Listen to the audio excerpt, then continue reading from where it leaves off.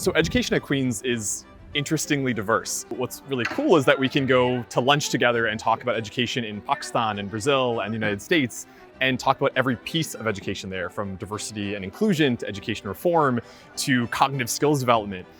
It's really exciting to be able to bring that into both the cafeteria and then supervision, where I teach undergrads who are from all over the world and get to continue the same chats we had at lunch in the teaching suite, which is quite exciting.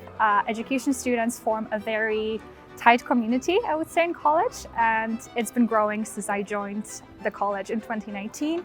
So it's been a great experience just seeing the community grow and expand and get involved in more activities. My personal research is all about implementation and change, how it is that we make new innovations and reforms in education actually work in practice. I really liked the interdisciplinarity of the course, so I took modules ranging from politics to sociology to philosophy of education, even did a bit of psychology, and it's given me, I think, a very holistic foundation in education. Right now, as my MPhil project, I'm focusing on how vocational education serves as a mechanism of social inclusion or exclusion in the context of post-socialist countries, especially Poland. And I'm looking at disadvantaged students specifically. So I just did a year of fieldwork in Brazil, where I was looking at how it is that a huge national reform actually works in classrooms. How do mindsets change? How do pedagogies and beliefs about education shift? In essence, does reform actually do anything? And this kind of builds on a lot of work I was doing around the globe, looking at what is the state of innovation in education. I studied some 3,000 innovations globally and realized that a lot of them don't work after just a number of years. I co-founded the Neurodiverse initiative in my second year of undergrad.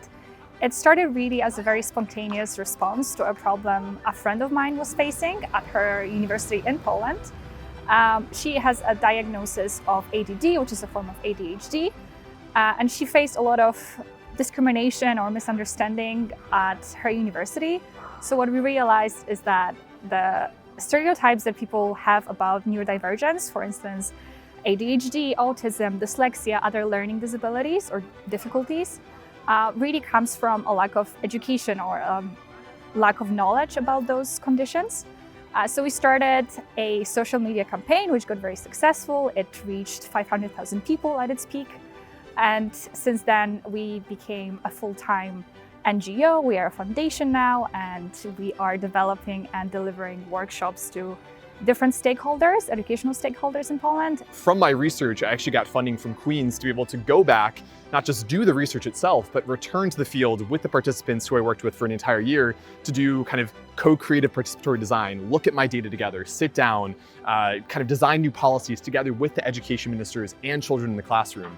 And without the Queen's kind of educational fund, not only could I not have done the research on the ground for a year, but I couldn't have gone back to host an entire week of workshops to participatorily design new avenues in education in São Paulo, Brazil. Thanks to the help I received from the college, I was able to undertake an unpaid internship at the Polish Ministry of Education in the summer between my second and third year. It was an incredible experience that allowed me not just to kind of see how policymaking looks like in real life, but also develop my interests further. I ended up writing up my dissertation on the topic of inclusive education, which is the department that I was working at the ministry. So it's been a great opportunity for me to develop my interests.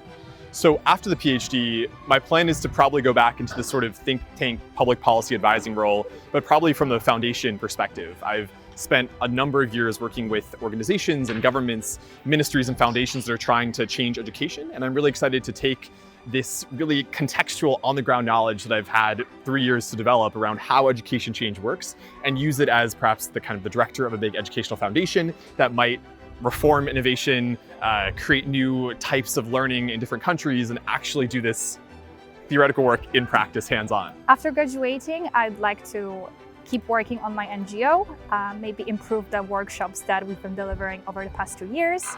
And in the long term, I'd like to go into policymaking.